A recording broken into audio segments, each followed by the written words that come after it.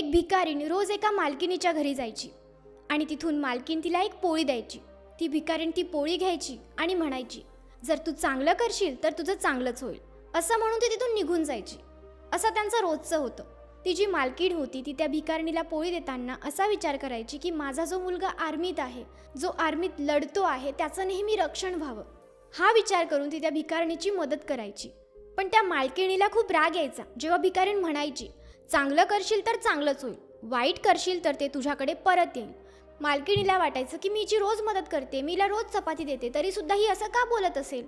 तिला ते अजिबात आवडायचं नाही. आणि म्हणूनच एके दिवशी त्या मालकिणीने ठरवलं की आता या भिकारणीसाठी मी जी चपाती करेल ना, तिच्यात मी विष घालेल.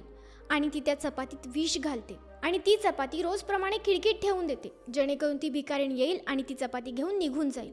पण तितक्यातच त्या मालकिणीला त्या भिकारणीचे शब्द पुन्हा आठवतात की चांगलं करशील तर चांगलं होईल आणि वाईट करशील तर ते तुझ्याकडे परत येईल. आणि तिला कुठेतरी असं वाटतं की नाही नाही, मी इतकी वाईट नाही आहे, हे करणं चुकीचं आहे. ती मालकीण ती चपाती घेते आणि तिला जाळून टाकते आणि ती दुसरी नवीन चपाती बनवते त्या भिकारणीसाठी आणि तिला जाऊन ती चपाती देते.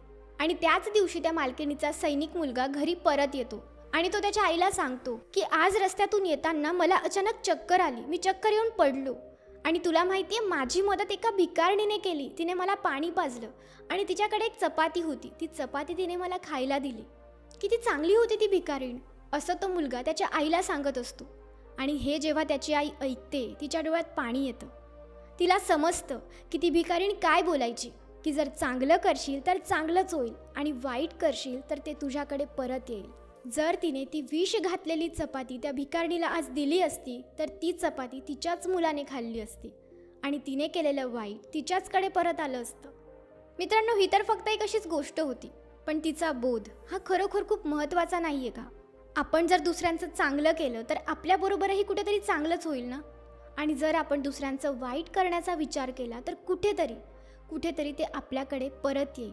म्हणून कधीही कुणाचं वाईट चिंतू नका. कुणाचं वाईट होईल किंवा कुणाचं वाईट व्हावं असा विचार करू नका, मग तो कुणीही असू द्या.